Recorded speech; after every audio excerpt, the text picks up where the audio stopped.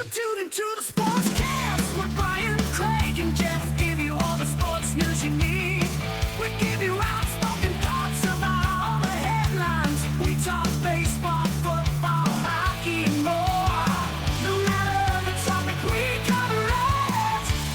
Get ready for the show and keep it outspoken. Keep it outspoken. We keep it outspoken only on the Sportscast.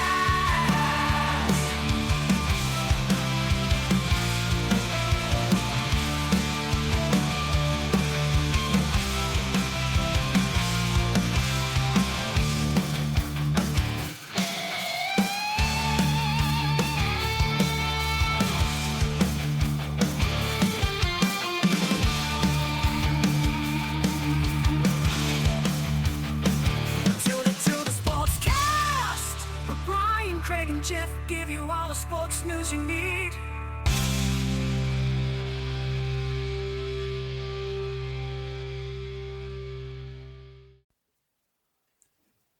Hello, everybody. Welcome in to the Outspoken Sportscast with Brian and Jeff. We are both on the mic today, and we are looking forward to starting this. And it's going to be all about the NFL and the spotlight of the week this week as we get started, as preseason has started. We're going to give you our predictions on who's going to win their divisions. How are you doing today, Jeff? I'm doing good. I'm just watched some preseason stuff. Excited as to what I saw, especially from the Broncos. That was the one thing I wanted to see this week for sure. So doing pretty good. Awesome. And I don't, I don't really care about preseason too much. I mean, to me, it's just the start. It means football's here, right? And there might be a couple players in the draft that I'm like, okay, I want to see how this guy's going to do. Obviously, with my team, you got how is Jordan Love going to perform? But it's hard to tell in the preseason just because it's a bunch of backups and you don't know what he would do with the first team. And so you got to take everything with a little grain of salt, whether they do good or bad in either direction it goes. But it is an exciting time for football fans. Oh yeah. Yeah. There's a lot of evaluations going on. There's a lot of new players to kind of get excited about and figure out like if this is going to be, are they going to be a bust? Are they not going to be a bust? And I think that ultimately it's fun because I mean you get to see some of these players like Jordan Love and Trey Lance and Justin Fields, and you get to kind of see, do they look legitimate? Is this going to be a real thing, or is this going to be one of those flash in the pan moments? And sometimes you get that. Sometimes you get an overhyped player. Sometimes, so I mean, it happens, but it's exciting because it's something different. Right, and speaking of Trey Lance, he had one heck of a game the other day. First throw, I believe, 80-yard touchdown pass, and I saw Patrick Surtain getting an interception, pick 6 for the Denver Broncos. It looked pretty nice. So there's some good things happening. So yeah. But sure. All right, let's jump into it. I wanted to go through each division and just kind of who's going to win it and why you think that is. And let's start off. We're going to start with the NFC West, and this is the toughest division to choose because this is the hardest decision, the toughest division in football, I believe, with the teams that are set up in it. And I think the Rams take it this year, Jeff. They have a really good defense. They added Matthew Stafford. I think he's going to have a fantastic year there with the weapons he has and the head coach he has as well. And this defense is too good. I think it's going to be close. I think it's going to be they're going to beat out Seattle, but probably by a game or maybe 2. But I could easily see the Rams taking this division. Who do you think is going to take that one, Joe? I could definitely see the Rams going ahead and taking this division for sure.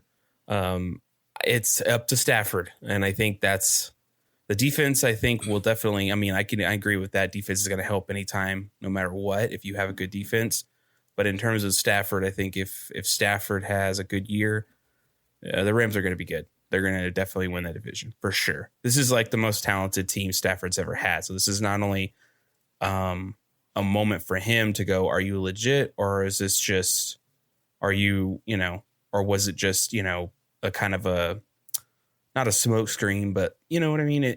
This is going to make sure and go, Matthew Stafford is a legitimate elite quarterback or a legitimate great quarterback in the league that could take a team to the playoffs. So this is a good evaluation of Matthew Stafford as an NFL quarterback. Exactly, and that's what's all going to come down to. I think he's been a good quarterback, but he's also played with the Lions, so he gets a little bit of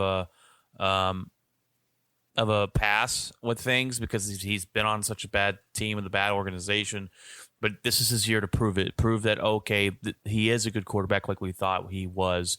And I think with the weapons and the head coach that he has no excuses now not to succeed where he's at. And I question about putting the 49ers here because, they missed Jimmy Garoppolo last year and they have a really good defense.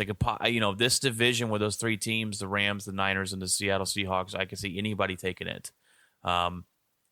So yeah, I mean, there's definitely some speculation about the 49ers as well. So, I mean, it's, that's a tough one to evaluate. If I had to really bet any money on, I would probably bet on the Rams. Definitely. All right, Jeff, let's jump into the NFC East. And I have the Dallas Cowboys winning this division. I think, last season with the injured Dak kind of screwed up their whole year. I think with the Dak being back and still questions we're going to get into the headlines about if he's completely healthy. But if he's completely healthy and Dan Quinn hire that I really like their defense will be better. I think they take the division. Especially because it's the easiest division in the NFL right now. So,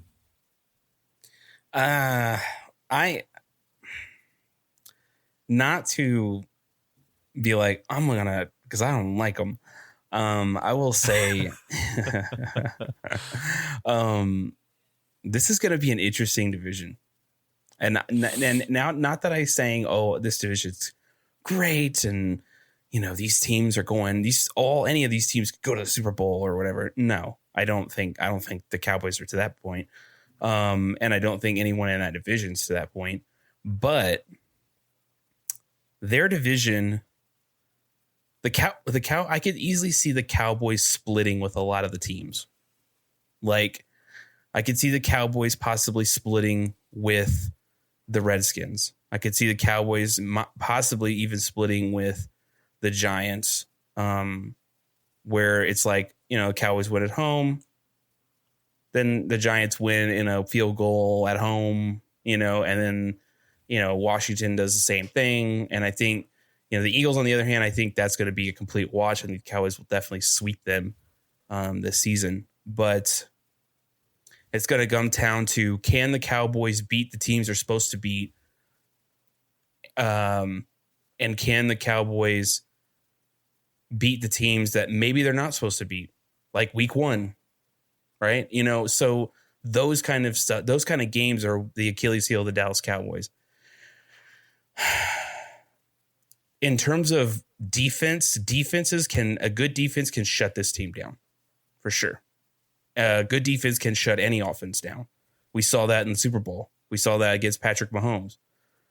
We saw a really elite defense shut Mahomes up. And so if you're talking about something like that, everyone keeps talking about the Washington defense. And if they're going to be any inkling better than what they were last year, I mean, that's going to give the Cowboys a tough fight. Now, the Cowboys could win the division closely. Maybe. It depends on if they can beat the easy games. You cannot lose games to the Giants, or not to the Giants, to the Jets. You cannot lose games to teams that you should beat, the Texans and things like that. I don't know if they're playing them or not, but I'm just saying those kind of games, you got to beat those. You got to win those games. So Jeff, tell me who you think is going to win. It was tough between the Cowboys and Redskins because the defense of Washington is super good, and if Ryan Fitzpatrick can pull some Fitz magic out, they have a chance. And it's between those two teams. I think though, I think Cowboys take it if healthy Dak. And you got to also take into consideration that any division team, they know each other. These guys know each other. They know what they can do. They know what they're going to throw at them. I will go with a slight and a very, very, very, very, very slight edge to Washington. And I mean slight. We're talking flip a coin. That's how close it'll be. So in terms of two teams in this division, I think that could be run it at neck and neck towards the end. I think it's going to be the Washington football team and the Dallas Cowboys, but I will pick Washington football team mainly because I trust their defense better than I trust the Cowboys defense. Yeah, those two teams are definitely the teams that will take this division, and it just depends on, I think, a lot on, like I said, Dak Prescott's being healthy. Their defense will get better, but the Washington defense is one of the best in the league, if not, they're top three definitely. The NFC North is next, Jeff, and this one's easy for me because the Packers have owned this division for a really long time. With a lot of turmoil over the offseason, I still believe the Packers take this division, and that's all because Aaron Rodgers is coming back for at least one more year that we know of.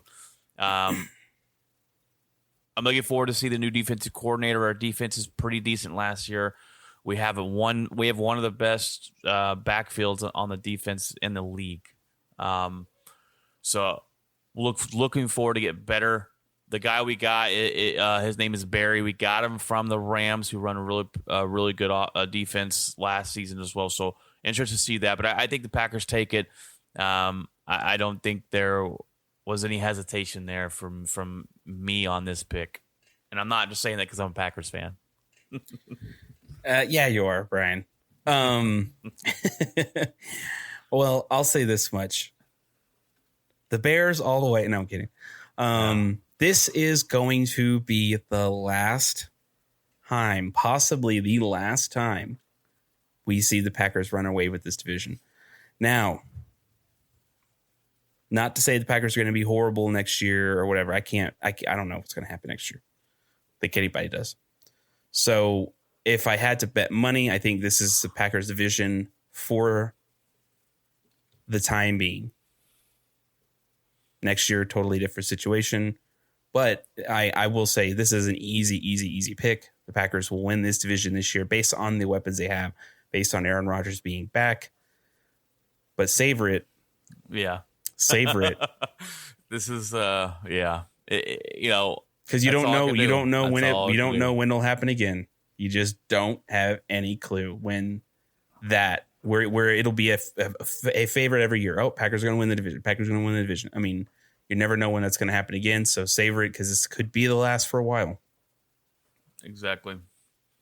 All right, Jeff, we move into the NFC South, and I think this is kind of an easy one. The Bucks won this division. I think they're a little bit better than they going into the season.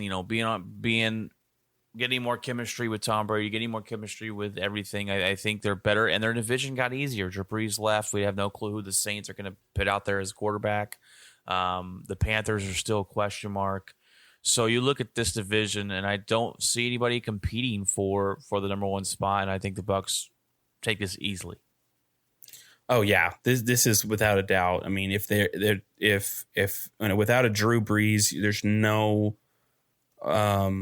there's no possible way to go, oh, well, the Bucks are they didn't change anything about the team. Nothing changed about this team. The defense didn't change. They have Tom Brady still. They still have the same weapons. You have to assume that they're definitely going to win the division. And that all hinges on what happens during the season too. So if you have a healthy Tom Brady, he does not get hurt, which he doesn't get hurt very often. He's only happened a few times in his career. Then yeah, I mean, I can't sit there and go against this. Right. And the team I would like to see would be the Falcons. I think the Falcons will be better than the Saints this year.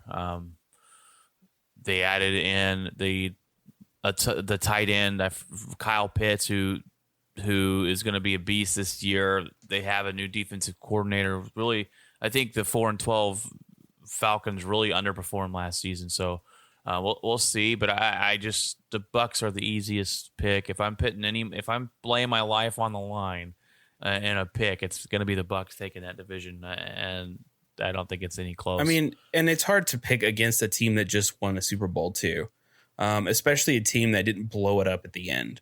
And so, with that being said, yeah, I could definitely see the Saints, where the Saints were last year, the Falcons would be picking up that slack. So they kind of flipped it, so to speak. And then, Jeff, possible wild cards. I have the Seattle, the Niners, and the Washington football team as possible wild cards.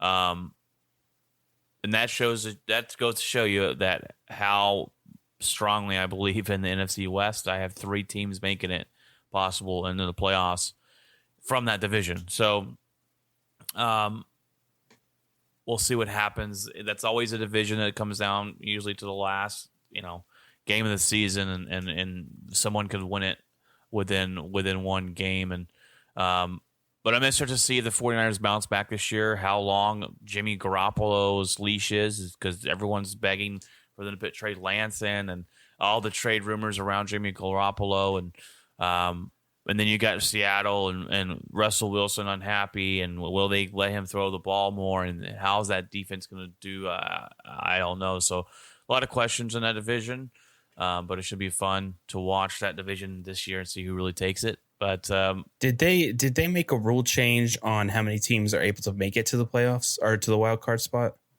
Is it just 2 teams? I believe it's just 2. Okay, because I'm thinking I threw a possible football team in there. Okay, because I'm thinking baseball for some reason because I know they changed it up. But okay, I wasn't sure if the NFL decided to do the same thing. Well, I'm not sure. There was it last year? There's probably rumors of it. Maybe. I think last year I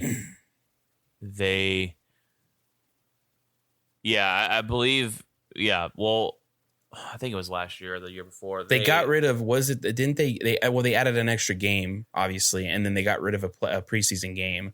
Well, I think they added an extra playoff spot because only the first number 1 seed got a bye. They took away the bye from the 2nd seed, and they added another playoff spot. Okay. I don't know if that was for the COVID year, so I don't know if that continues over or not. We'll have to look at it. We'll have to come back and look that one up. But if if I were to pick, I like Seattle and 49ers in a safe spot, but I definitely because I did pick the Washington football team to possibly win that division very slightly, I actually will replace the 49ers and put the Cowboys in there. The reason I say I'll replace the 49ers is because, and it's hard to go off and evaluate one thing, but I do think it's going to take time for the 49ers to get to that point. I mean, I think Seattle is definitely battle tested, but I don't, with the 49ers with a brand new quarterback, and he's going to be going up against very, very, very talented teams. This season, obviously, Jimmy's still the starter.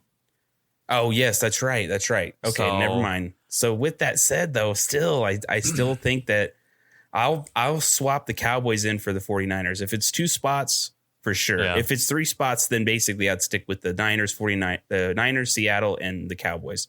I could see that. And Minnesota's also a team that could be there. They had a really good surge last year on offense. They added. And Justin Jefferson, who was a beast last season, and they could easily be there. But those are the 3 teams I feel strongly in, and I think whoever doesn't win the NFC East between Washington or Dallas, then they're definitely in the playoffs. I mean, and I'm gonna say this right now because I don't want Cowboy fans to be getting the pitchforks out with the freaking torches that come running around, being like, "Oh my God, you just said we were a wild card team." Wild card teams win Super Bowls. Like, I mean, if you make it to the playoffs in general, you have a shot better than anybody else. And if you're a good enough team, it shouldn't matter where you are. I mean, home field advantage is a thing you want. But even if the Cowboys managed to get a wild card spot barely, because they barely lost their division, that doesn't mean that you're not going to possibly go far in the playoffs. So just to throw that out there. I know sometimes Cowboy fans listen to this and they're like, "You're just a hater." It's like, no, I'm not saying that. I'm just saying, like, if my team was in the wild card, I'd be like, okay, great. We have a shot just as everyone else. Right. And well, look, Jeff, if there's a healthy Dak Prescott and they don't make the playoffs, Coach McCarthy needs to be on the hot seat, and there's no ifs, ands, or buts with this. Oh team no, and I Jerry definitely Jones. think Coach McCarthy would be on the hot seat if they don't make the playoffs for sure. For sure. For sure. For sure. All right, Jeff, let's jump into the AFC. AFC West, this is also an easy one to pick. It's the Chiefs, Jeff. The Chiefs win this. They got Patrick Mahomes. They got Andy Reid. That's all I really need to say.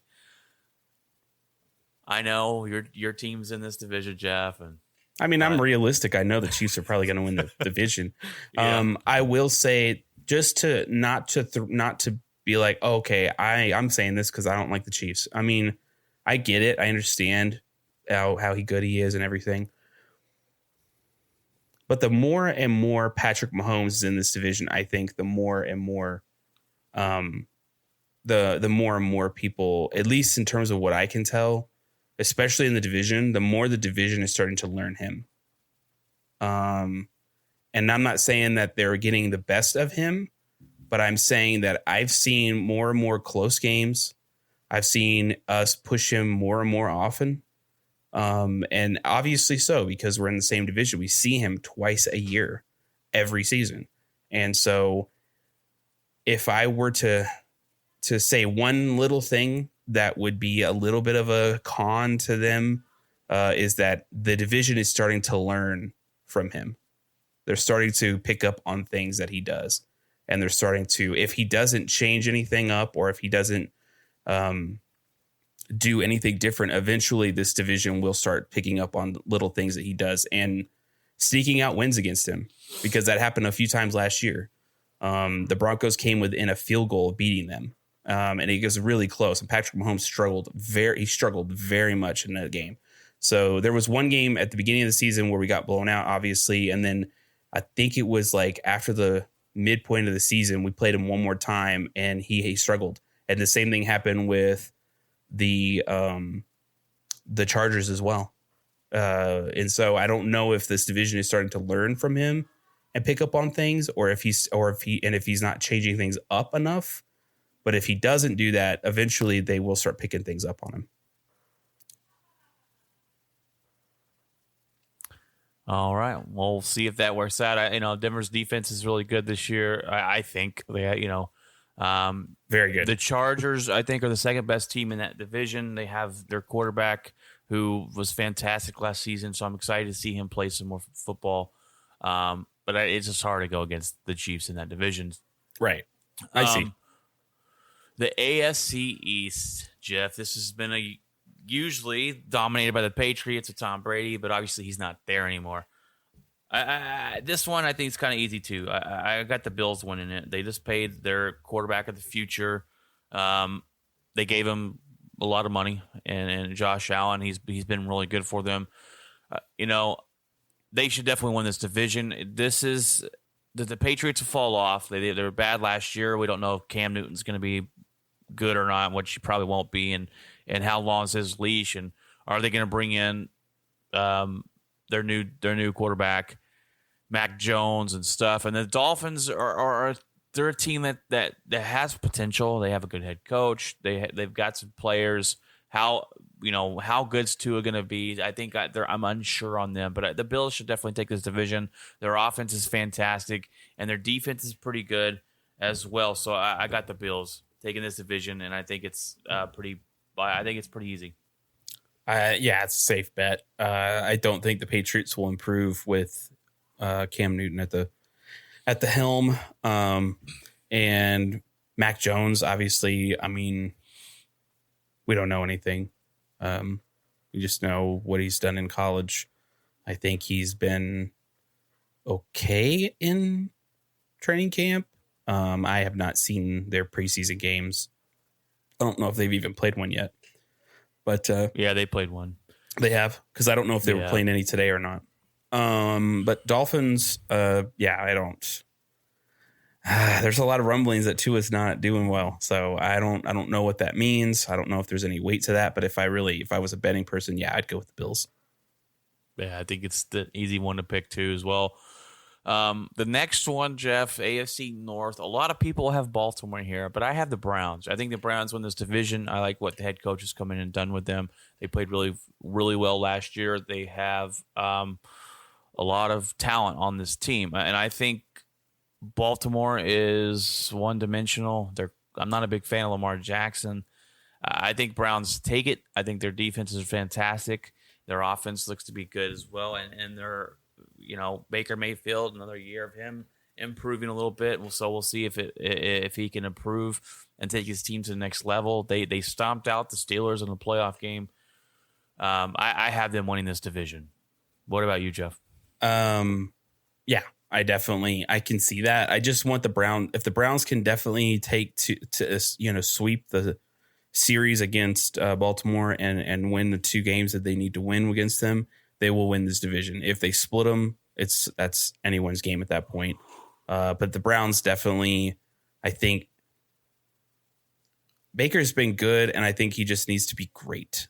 And if he can be great, then they will beat this. They will win this division, and they got to beat Baltimore. They got to beat them 2 games straight that they play them. They gotta just take them out and take all their other division members out. And if they can have a winning record against their division, they're going to win for sure, the division.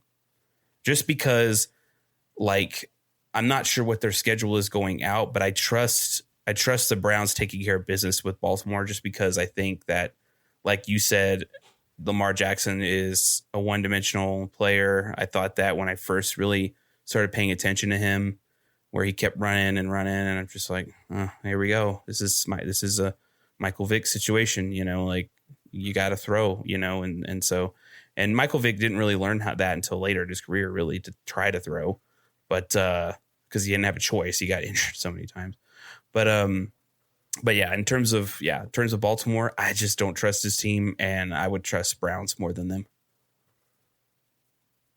All right, Jeff, then we move on here to the AFC South, and this is kind of an easy one, I think. You got the Jacksonville Jaguars. You probably won't do much this year, even though they added Trevor Lawrence. They will definitely improve because of that. You got Houston Texans, who Deshaun Watson won't play for them, so that they're kind of a zero. And you got Indianapolis Colts, who quarterback just got hurt and he's out, and so it kind of it is forgo. I think that the Titans win this division, and they have Derrick Henry, and Tannehill thrives with Derrick Henry, and they played really well the last couple of seasons, and they added Julio Jones to the roster. I almost forgot about them adding Julio. He's a little older, but he does add the deep threat. He's still a good player to help that offense out. And my main thing is, what is this team going to do in the playoffs? Because this team is always, usually in the playoffs, but they don't usually go past it. But I got them winning this division unless Jacksonville shocks the world, or Carson Wentz comes in after 5 weeks and lights it up. I think Tennessee takes this division due to default, almost. I definitely don't think Jacksonville's going to take off. I think that it's going to be a while. I'm not saying Trevor Lawrence isn't going to be any good, obviously, but it's not gonna just take off because he's there. This team was what they were. They got the first pick for a reason. This is going to take a while to build up. So it's the same with the Bengals as well. But yeah, the Titans are a safe bet. Tannehill, man, I don't know. Sometimes I don't. It's like you want to trust Tannehill, but then you're like, I don't know, But he's got a lot of weapons. Derrick Henry obviously is a weapon. Adding Julio Jones, not only adding Julio Jones, but not to say that Julio Jones is about to have a, MVP type year, but I'm just saying that Julio Jones is just a respectable threat. So this is going to demand some attention on defenses and possibly give some opportunities to other players on the field, some open opportunities as well. So, even though Julio Jones is old, he still is a threat and he still demands some form of respect, and defenses will be paying attention to him a little bit more than your average wide receiver. So yeah, right. I'll go with Tennessee on this one. Yeah, if Deshaun Watson was playing for Houston, I might pick them, but Tennessee is definitely going to take it. Yeah. The wild card teams, I think Chargers definitely will be in there after what they did last season to get better. That quarterback is fantastic last year and really build off that. And then obviously I don't have Baltimore winning the division, but Baltimore will make the playoffs. I'm not going to sit out here and say they won't. They got a good defense. They still got a good team. They're going to make a wild card as well.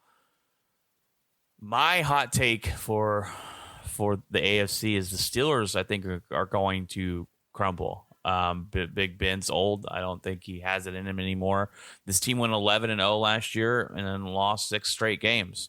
But because he doesn't need avocado toast to stay relevant in the NFL for avocado ice cream. Avocado ice cream. I don't know why I said avocado toast. Well, Tom Brady probably eats that too on a low carb tortilla. But it is what it is. I just think this, even though they have a good defense, I just don't think. I thought they should have moved on from Roethlisberger after last year.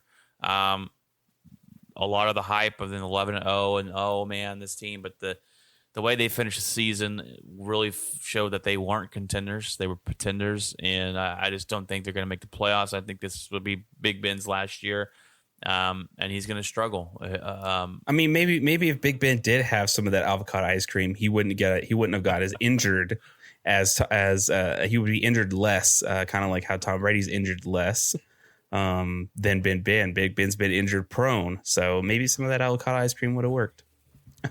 Maybe they healed up faster. Maybe they built some more some stamina. All right, Jeff, do you have any hot take? I do. One hot take before we get. I do. I will go to the wild card part of this as well and fix a couple of things. So here's the thing. We'll say this much. Baltimore, it's possible that definitely will be in the wild card, I think, because overall that's an explosive offense. And they'll definitely put some points on the board for sure. When it comes to the second one, here's one of the things. A lot of people are sleeping on the Broncos right now. And I'm not saying this as a Bronco fan. I'm just saying what I've seen so far and what I keep hearing is that, first of all, this defense is going to be an insane defense. We had a lot of injuries last year. Chubb was injured for part of the season. Von Miller didn't play at all. He was injured the whole year. We had holes on our cornerback situation completely. Like, we had third strings out there that obviously we were getting beat by passes. As they got healthier, we started seeing that the cornerbacks were coming back, and then teams were having a harder time throwing against the Broncos. So their defense in terms of against the throw was actually getting better. Now, running wise, totally different. We were getting stomped on. There was really only one guy back there, and that was Shelby Harris. After that, nobody. We had no threat in terms of pass rush whatsoever. So with that being said, I think this defense is going to be a huge difference maker in the AFC. This is going to be a completely different team. And I haven't seen people get excited and seeing a defense look this decent in a long time. I honestly would even say this is a well-structured and probably well-tuned defense, then more than likely than what I would even say close to what we had when we were at Super Bowl 50. And I say that because the difference between Super Bowl 50 defense versus a defense we have now is a lot of these guys are young. We don't have a lot of old people on the team other than in terms of defense, other than Von Miller. And then maybe the guy we got from the Bears, cornerback from the Bears that Vic Fangio liked a lot. This defense, though, I think is going to be able to stop the run. And with Patrick Surtain back there, people are going to sleep on Patrick Surtain. This dude is legitimate. The pick was questionable because of the quarterback thing. But man, oh man, I'm telling you, this defense is going to be able to shut some teams down for sure. And if that happens, then that sets up the offense to do a couple of things. And here's the difference here. Running back situation, I think, is going to be completely different. I think the running back situation with this brand new guy we got from the draft, his name is I saw him a couple times yesterday just do some insane. He did a run where he stiff armed and then jumped, and then the guy kind of clipped his foot and he flipped and got a first down. the guy, he does a lot of yards after the catch, yards after the tackle kind of thing. And so he's very, very beefy kind of running back, as opposed to Lindsey, which I think he was just, his height and his stature was just not built to get through those big guys like that. And I think this offense is going to be a completely different offense. It's going to be a run first, pass second offense.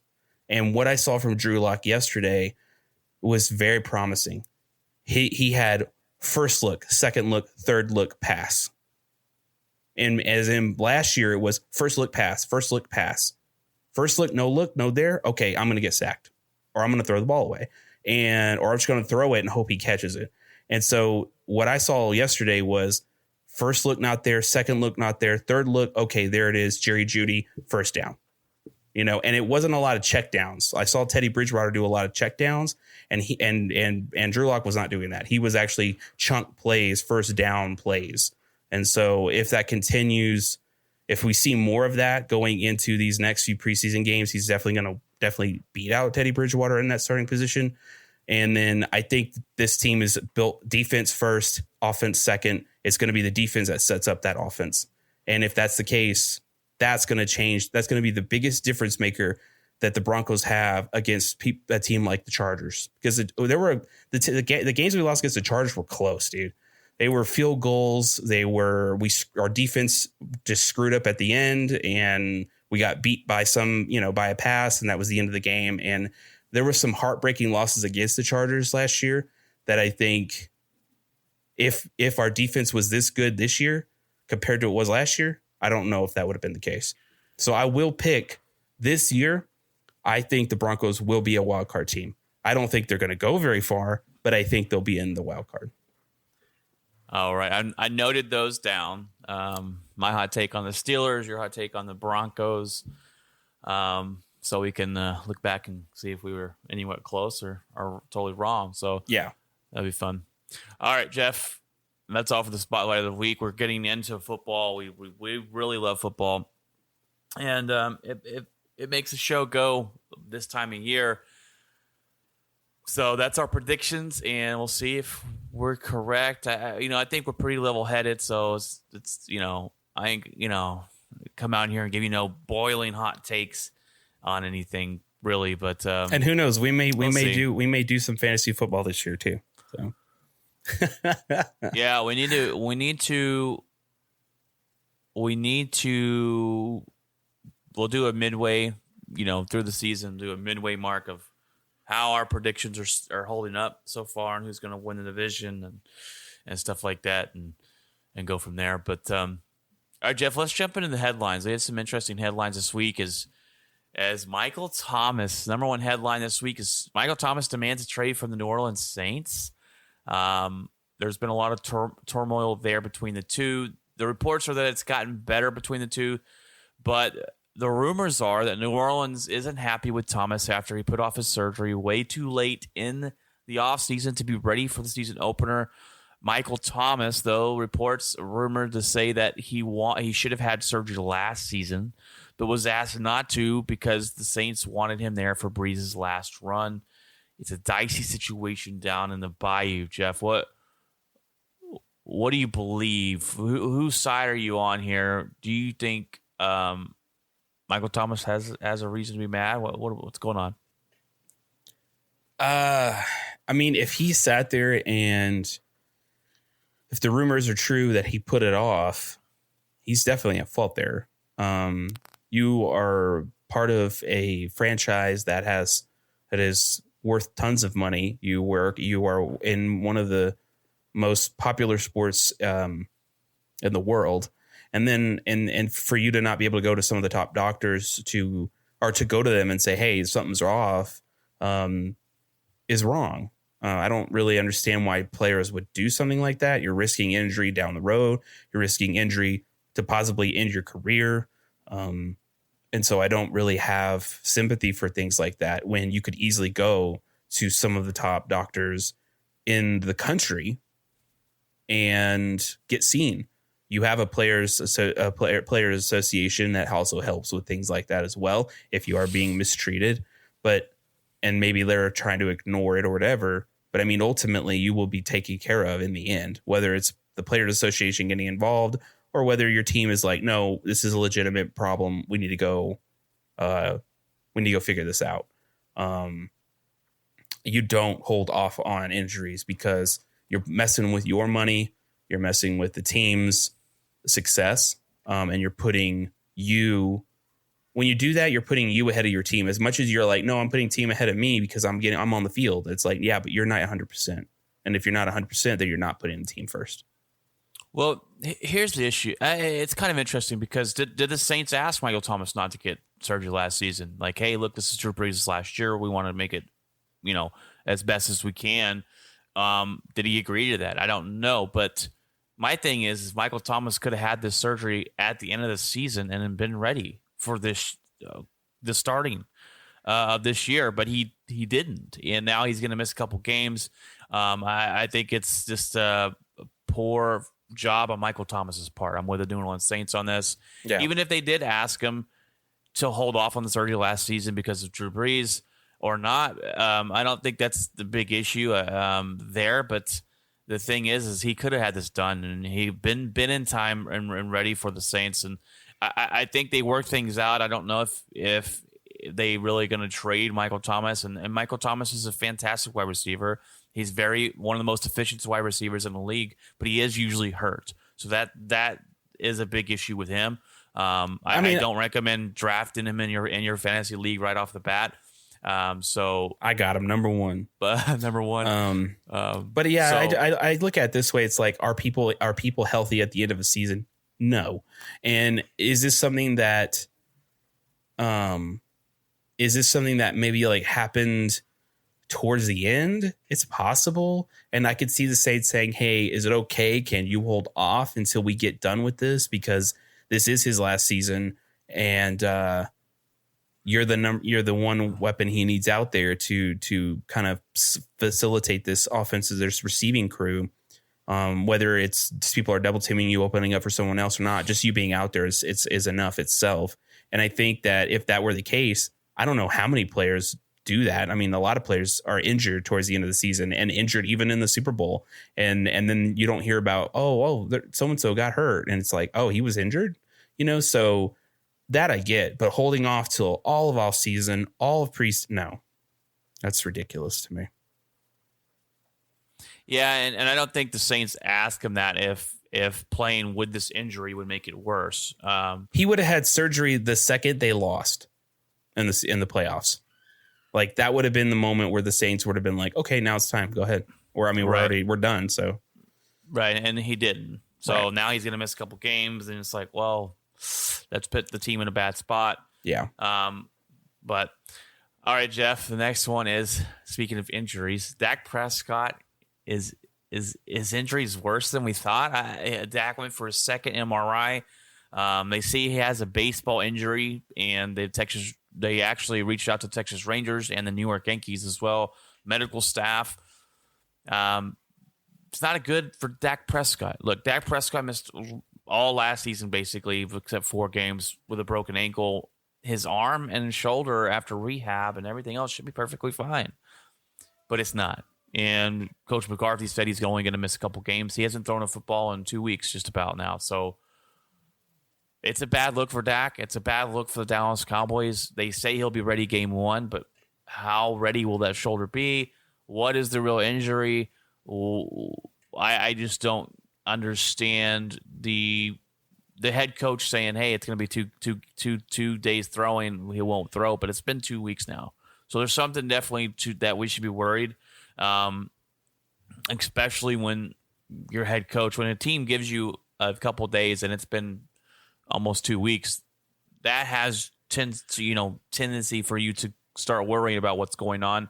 Troy Aikman's come out, Michael Irvin's come out and said they're more worried than the team is putting off. So it's a dicey situation, and we'll see if Dak Prescott is actually going to be ready for game 1 against Tampa Bay, a tough defense, and he hasn't played since week 4 or 5 of last season. So exactly. This is okay. I'm gonna tell you right now, Cowboy fans, you need to be, if he does not look good in any of these preseason games, which he's going to have to be in. He's going to have to play. Yeah, does he play? He's going to have to. He has to, because if we do not see Dak Prescott in a preseason game, worry. Oh, I want you to worry, because we need to see fans need to see him be himself and throw the way he throws. If he's doing a lot of, check down, short 2 yard, 3 yard, 4 yard passes, nothing long, nothing challenging that arm, you need to be definitely worried. Nothing. You just have to, because we've seen nothing since that injury. We've seen nothing. You've seen some stuff in the preseason or in the training camp from according to Michael Irvin, he couldn't throw past 5 yards. I don't know what that means. Dak said that, oh no, they were limiting my, and I'm like, I find that hard to believe. They were limiting you. You weren't even really, from what he said, they weren't even padded up. I mean, what are you limiting? There's nothing to worry about, so I don't know. This is a weird situation. And I don't think nothing will get resolved until everyone sees him actually play and sees that the play that they saw before he got hurt. You got to see him play like that. Even if it's in preseason, it doesn't matter. The fact that you see it is like, okay, all worry is gone. And the Cowboys are on Hard Knocks, as I watched that first episode the other day when it first came out, and so that's Hard Knocks is always interesting to watch. It doesn't matter who's on it, so you can go watch that on HBO and get a better feel for it. But yeah, it's a tough situation there. You want him as many reps as you can, but if he can't throw the ball, with his injury, then they're gonna have a problem, and especially since they didn't address the backup quarterback situation over the offseason. So, I mean, the biggest challenge is going to be Tampa Bay, everybody, because I know a lot of Cowboy fans are like, okay, Dak's back, we're gonna have a chance now, we're gonna be in the mix at the end. Well, guess what team you're gonna be facing at the mix in the end? You're gonna be facing Tampa Bay, possibly. So, if that's the case, you need to beat this team. You need to beat this team to show everyone, to shut everyone up, to shut everybody up. You need to try and beat this team or make it competitive. If that defense rolls rampant on that offense and Dak looks bad, that looks bad. That's going to look bad. That's all. We got to see something. And if he doesn't play in the preseason, I don't have any confidence in Dak Prescott being even a slightly bit to where he was before he got injured, if they're not even going to allow him to even, I know they're saying they will, but we got to see it. And you can't say it and then, he's out there for 1 play, 2 plays. Like, that's not enough. Yeah. It's not enough. I agree.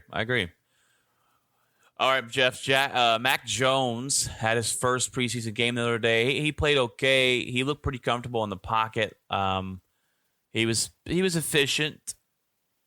Do you think Mac Jones takes a starting job this year from Cam Newton? Yes. Wait, is Cam Newton in his last year? Well, they just signed him to a 1-year deal. So okay, yes. If they sign him to a 1-year deal, then they have no confidence in him. Yeah, I'm surprised they even brought him back. And I do think but why would you not? I mean, even if he was a 1-year deal, he's going to be on the bench anyway. He's that bad, Jeff. He is that bad. Right. But I mean, you sign him back, even if you knew you were going to get Mac Jones, which they knew they were going to get him or possibly get him. If that was their intent, then why would you? I mean, it would make sense to just bring Cam back. Bill Belichick knows him. They have good rapport. Who cares? It's a 1-year deal, But yeah. The fact that it's a 1-year deal tells you all you need to know. Yeah, Mac Jones is definitely going to take over. I think it's week 6. By week 6, he'll take over, and the fans are going to be calling for it. Bill Belichick doesn't really have a lot of faith in rookies. He doesn't like to put rookies out there, but Cam Newton's bad, and he's gonna have to give in and put him out there and figure out what they got in their first round pick. For sure. For sure. All right, Jeff, the next one, we jump into a little bit of baseball here, is the Field of Dreams. They recreated the Field of Dreams game, which I thought this was an awesome idea. The Yankees played the White Sox. It was a fantastic game. The White Sox ended up winning in the bottom of the ninth. It was an awesome game. It was an awesome concept. It was the most watched baseball game. What has been like the most watched baseball game in the last 16 seasons, I believe, or something, regular season game watched. Kevin Costner led the players to the cornfield. It was a pretty cool scene in MLB, and I believe this is something they're going to continue to do every season. I like the idea. I think this is another way for baseball to gain a little bit more viewership. Did they continue this? But what was your thoughts on it? So there's a game that they do in hockey every year. It's a one game a year type thing, and they have an actual hockey rink in the middle of like a frozen pond, and they set it up, and typically it's a handful of teams every time, and it's never really, you rarely see, it's outdoors, which is pretty cool. And hockey outdoors. Yeah. And it's in the winter, obviously. And you got that feel of like a backyard hockey thing, kind of similar to, in the very beginning of like Mighty Ducks, when he's a kid and he's out there kind of skating on the ice. That's kind of what they were going with when they decided to come up with that concept. So this is kind of like that to me. But what's interesting about like with hockey is that they kind of select a lot of the top original teams. Like they'll take the top 10, the 10 teams that started it when hockey was first around. Those not 10 teams, but those handful of teams that, like the Red Wings and like the Bruins and, these teams that have been around for a very, very long time, and have storied histories and stuff like that. It seems like with Field of Dreams, maybe they're going with that as well. I think we're going to see the Dodgers for sure. And they will obviously be donning their Brooklyn Dodgers stuff. You're probably going to see a lot of classic teams going in this. I think that would be very interesting to see dream teams like the Yankees versus the Dodgers, or like, with the White Sox, versus Chicago, or the Cubs. I mean, so it's just kind of like, it would be interesting. There's a lot of dream scenarios that I think the Field of Dreams is really kind of about. And I think, bringing some of that nostalgia of old baseball is freaking amazing. And a lot of the stuff it's really cool to see it. The White Sox were one of the teams that were featured in the movie itself. And so were the Yankees as well. So it's just kind of cool because those were some of the two original teams that even started baseball. So it's just it's cool to see it. The intro was really interesting and cool. As it was an exciting game because at first I thought, okay, whatever. I didn't like the pitcher the Yankees picked. I was like, oh my gosh, we're gonna go with this guy. This guy's horrible, absolutely horrible. And I was right at first until the Yankees did come back and Judge. I love to see. It was very cool to see an Aaron Judge hitting a home run there because it's just.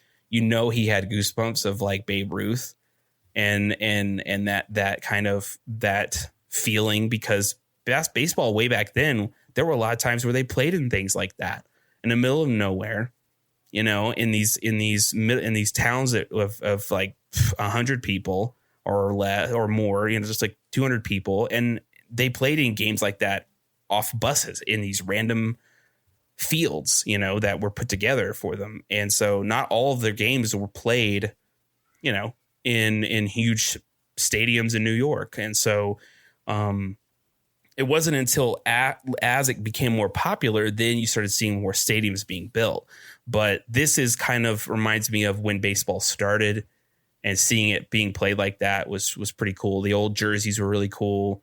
I like the White Sox jerseys. They were pretty cool. And the Yankees had that old NY logo from way back in the 20s. it was just a really cool concept idea. And yeah, I definitely, if the fact that they're doing it again, there's going to be a lot of really cool situations and scenarios that people have been wanting to see for a long time. I mean, everybody's been dying to see the Yankees and the Dodgers play in the World Series. Well, if we could get a Field of Dreams game where it's the Yankees and the Dodgers, that would be obviously one of the biggest dream scenarios that everyone's been wanting to see, because these two teams battled it out in New York for years before they ever went to LA. So yeah, I thought it was cool. I think next year, the Cubs managers let slip that the Cubs will be in the next year. So it'll be the Cubs, I think, versus somebody. But yeah, it's a great idea and a great concept. And I mean, Baltimore's probably going to be in the mix as well. Those were one of the first teams in baseball as well. Yeah. So Baltimore's crap though. Well, I mean, but I mean, in terms of like seeing them play and stuff like that, I think that would be, because they were. I mean, actually, Babe Ruth was he actually played for I think he played for Baltimore before he came to New York, or before he went to Boston, or at the end of his career, something like that. I think it was at the end of his career he played for Baltimore. But yeah, it's just it's interesting. I think it's cool, and I think keeping that there, and it's going to draw a lot of attention. And they had some amazing shots of the field. They had the old school scoreboard where you had to put the actual numbers up, which was really cool. They had it was just overall, like, I think experience wise, this is going to want to go down as like the place to go and experience, because I've been to Cooperstown and that was an experience I'll never forget. It was one of the coolest places I've ever been in my life. And if I had a chance to go and see a Field of Dreams game, I definitely would. Oh yeah, people will definitely travel to see this, and that adds a different aspect into it as well, as getting people more involved in baseball. But it was fantastic to see, and I didn't even know it was happening until I saw the highlights. I'm like, what? So yeah, they had talked about it last year, but because of COVID, they decided to hold off. So they were building it and getting it prepared to actually be last season, but they decided not to because of everything. So yeah, we got to see it this year, and it was always going to be the Yankees and the White Sox. I remember them talking about it, and I was just like, oh yeah, I guess. And then I saw it, and I was like, okay, that's going to be cool. And they even have it in MLB The Show, which is pretty cool. So that's cool, dude. I've been playing a lot of the show, and I started over a different season, but I'm playing with I usually do one AL team, one NL team, and I'm doing a season with the White Sox, and I'm doing a season with the Atlanta Braves. And I almost pitched a perfect game today, Jeff. I got all the way to the 9th inning. Perfect game, no hits, no walks. And I gave up a single, and I was like, are you kidding me? I won the game 1-0. And I'm like, there goes perfect game, man. I was so close. I've only done a no-hitter once, which was hard as hell. And never done a perfect game, but I've gotten close a few times where I'm like, it's hard, dude, because you're like, I've only done it once. It was like 4 or 5 years ago, but yeah, it's tough. It's tough to do, and keeping a pitcher in there that'll go 9 innings without him being super tired, and it's the best baseball game you can get, though. It's fantastic. I've had a couple of times where it's like 17 strikeouts, 18, where I'm like, hell yeah. But yeah. And we're not playing it on rookie mode either, guys. So don't think we're out there taking it easy. No. I like it to be pretty competitive. But all right, Jeff. Well, I think it's time for what's in your locker. My locker just been, trying to weather the smoke that we've been getting from California. Last weekend, I want to say last Saturday, last weekend, Utah had the worst, the worst air quality in the world. And then it was last Friday. And then that Saturday, it blew into here, and we had the worst air quality in the world. So thanks to the Dixie Fire in California, that caused a lot of problems. But we got through it. It was nerve-wracking because it was just like you don't really want to go outside. It seemed like we had fires here, but we did not. So it was just kind of an odd thing. That fire is kind of insane. It's burned, I think, 500,000 acres already. And they're only at 31% containment, which is horrible. So it's, I mean, like right now, I mean, the smoke cleared out. I want to say Friday, a good amount of it. We haven't been able to see the mountains for a week. And then, so once that cleared out, we went and took a walk yesterday, which was kind of cool because we got outside and it just felt good to be out there and get to see the mountains again. So, and then, just kind of just chilled out. I've been cooking a lot at home a lot lately. I've been, making all kinds of stuff. So roasted chicken. I think I made, what did I make? I made some like homemade chicken Alfredo not too long ago. And, I made my own sauce and stuff. So, but like, yeah, just kind of chilling out. I haven't been playing a lot lately just because I've been busy working, coming home, her and I've been hanging out. So, but not a whole lot. I've been paying attention to one major thing, which has actually been pretty funny. So the guy who created Metal Gear Solid video game, he also made there's a game that's out called Death Stranding.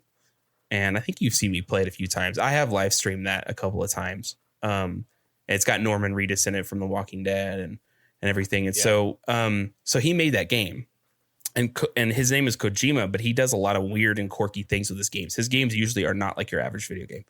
And so there's been this weird thing, and I don't know if you've been seeing it or not, but there's an app you can download on PlayStation right now. Well, on PlayStation 5 at least, called Abandoned. And it's supposed to be a horror game. But the way it was rolled out was very odd. Like, it was from a developer no one ever heard of before.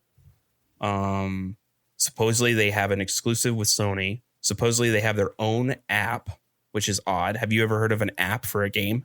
Ever? No. Okay. Not So the weird part about it is, Brian, they've been teasing all kinds of craziness. They've been teasing Silent Hill. They've been teasing Metal Gear Solid. They've been teasing all these weird things. And everyone was like, what is going on? And people online are like, oh, this is Silent Hill. This is Kojima. And for at least a month, this thing has been going rampant. All these conspiracy theories about this game, this weird concept. Who is this developer? No one knows who they are. Like, it's just weird. And all these conspiracy theories, the head of the studio, when you take his name and you revert it back to Japanese from, I think it was from Norwegian to Japanese, it says Kojima or Hideo or something like that, which is Kojima's first name. And I'm like, okay. And Sony has said nothing. Sony has said absolutely. They've let these rumors run rampant. How insane, dude. Like, PlayStation's like really tight-lipped when it comes to corporate stuff. They will not allow things to just go crazy like that. They took freaking Cyberpunk off the store for like 2 months. Like, they will not allow craziness to happen without saying anything. And they've said absolutely jack for a month. And so when this app came out, the second that people were able to, they were like, the app's coming out. You can open it. You're going to have the teaser trailer there. It's going to be an interactive experience. And it was like, what? So everyone did it. And then it crashed. The app was like, sorry, come back soon, having technical problems. And people were like, what? And they had waited for a month, dude. And so then 2 days later after that, they were like, okay, the app's up. We have an update. It's a 5.5 gig update. I'm like, dang, this is going to be huge. And so they open it up. It's the same teaser trailer. It has an app interface. Like, it has little like sections off, like trailer 1, trailer 2, interactive gameplay 1, interactive gameplay 2, but they're all like kind of X'd out, kind of like they're not ready yet, And there's one that's open. Well, everyone clicked it, and it's one little teaser trailer that they freaking had on their Twitter account 2 days prior to that. They are trolling people, Brian. completely. And not only are they trolling people, everyone's like, this is the most Kojima thing you could do, because he did the same thing with Metal Gear Solid 5 on PS4. When that was announced, he created a fake studio. He had an actor come in and say, I'm the head of this studio. And they were like, are you sure? Because everybody keeps thinking you're working with Kojima. He's like, I don't know what you're talking about. I mean, he created an entire video game studio that was fake to tease Metal Gear Solid 5. So that's why people are like, this is a Kojima thing. Why would Sony not say a word, give them an app that's never been done in the history of PlayStation, and then just for it to be an indie developer that doesn't know what they're doing? You know, like, Yeah. So that's what's been going on in terms of gaming stuff, where I've been like, holy crap, there's so much rabbit hole stuff with this thing, dude. It's nuts. It's endless. The amount of weird off the wall things, like, and it's teasing a Silent Hill, which I don't remember. I don't know if you played PT. You remember PT on the PS? Yes. So that's what people are getting all excited about. They're like, is this going to be PT? Is he going to bring this back? Is he going to go work with Konami one more time to create the game he didn't get to create? Like, that's what they're talking about. And PT was an interactive trailer, you see? So it was just like, something is brewing. Something big is brewing at PlayStation. There's some big stuff going on, and it's going to get exciting soon. I think we're going to start seeing a lot more stuff here pretty soon. That's going to get everybody very, very excited. There's a rumor, Twisted Metal game coming out. And no, there's actually now the big rumor is that PlayStation 5 and maybe PlayStation 4, I'm not sure, but Rockstar is remastering GTA 3, GTA Vice City, and San Andreas, all in a new engine. So I'm like, oh man, dude. So there's a lot going on, and supposedly it's going to be exclusive to Sony for a little while. So I'm like, there's a lot rumbling right now. It's going to be very interesting. But yeah, that's what's in my locker, and I bring it back to you. What's in yours?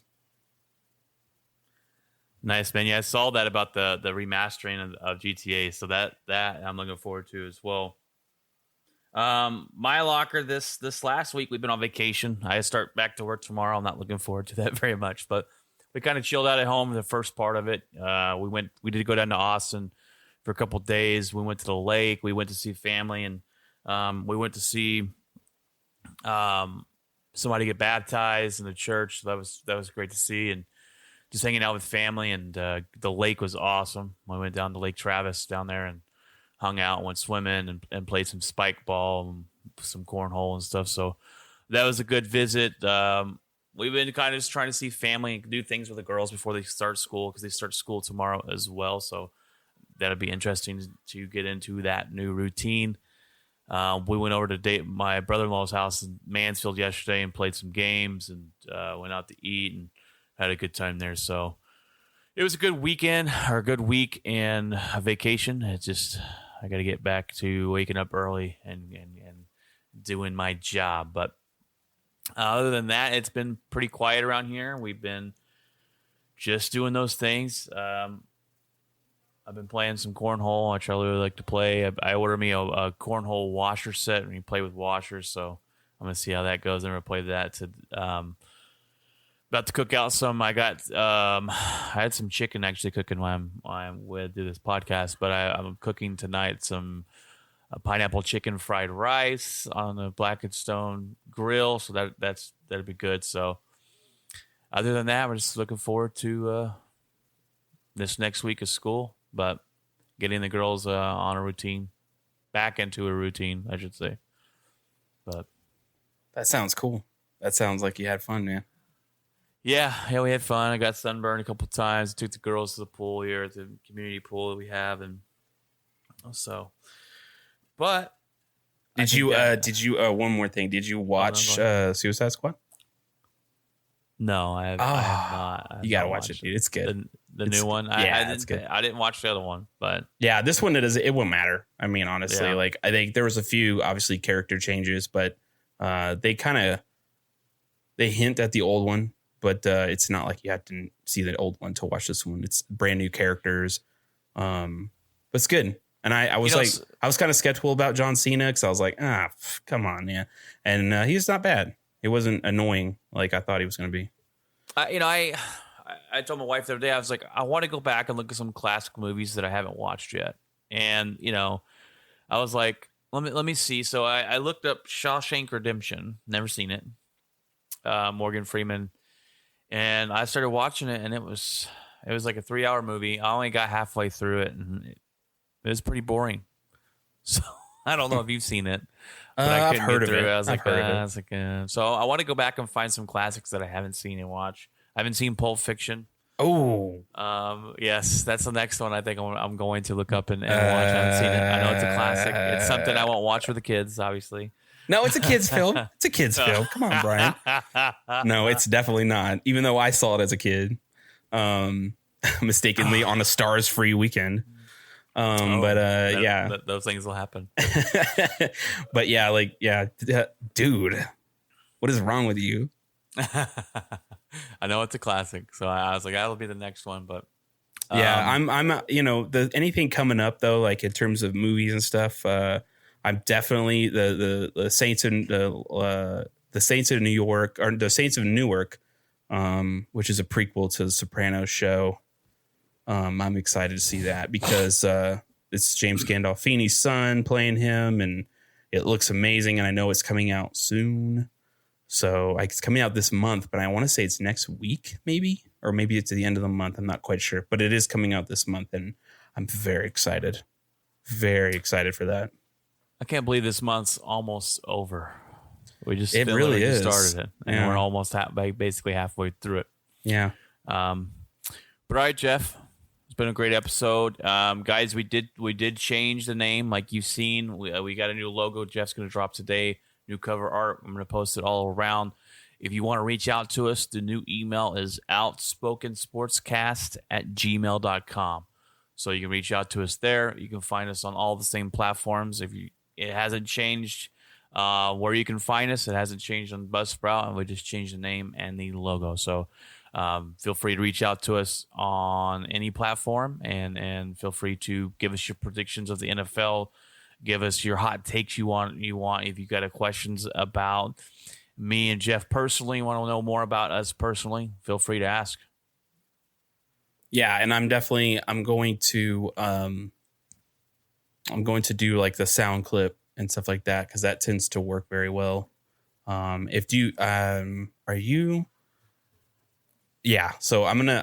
curious about doing that, and possibly even if and when we get this new YouTube up, I can go ahead and do an audio part of this also on the YouTube as well, where I have our cover art and it's really just the audio part of it. So that way it's there too. It's also, you can download it on your phone, that kind of thing. So kind of have it a little bit of everywhere until we get all the video stuff up for YouTube or whatever. But yeah, the YouTube is coming. We've got to figure some things out there. How are we on the website, Jeff? Website, I'm going to put this, I'm going to finalize this logo that we were talking about before we started. And then really after that, it's plug and play. I'll just put that in there. I'll put I'll create the profile start for us, which is basically put one of your pictures in there, one of my pictures in there. If you want to type up anything in terms of your bio or background, or or you just want your name on there, just whatever you want. Other than that, the site, I would say, now that this is all finalized and the artwork's finalized, the site should be pretty much done tomorrow. Awesome. So, yeah, tomorrow or Tuesday, but for sure Tuesday. This week. Yeah. So, okay, cool. Yeah, man, sounds perfect.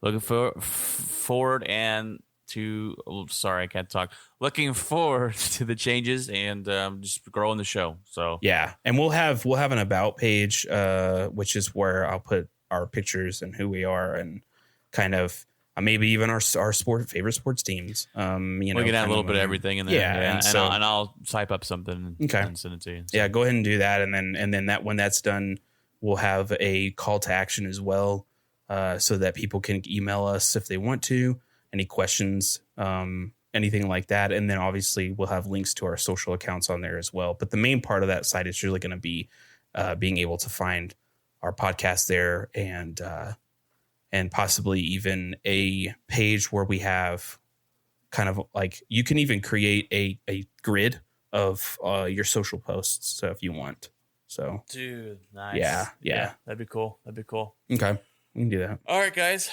Well, thanks for taking time to listen. Thanks for hanging on with us. This new the changes that are coming to the show, but we're excited about them, and hope you have a fantastic week. And there's supposedly some new stuff coming to Riverside next month. We're kind of excited to see what they're going to do. Yes. Hopefully, and it is a Riverside 2.0 update. So anytime there's a single number update, a 2.0, 3.0, it's usually a big one. So we're going to get some interesting stuff. Maybe we can play around with next episode. So I'm excited for that as well. So, yep. All right, guys. All right. God bless you guys. Take care. Have a good week. Take care. Bye.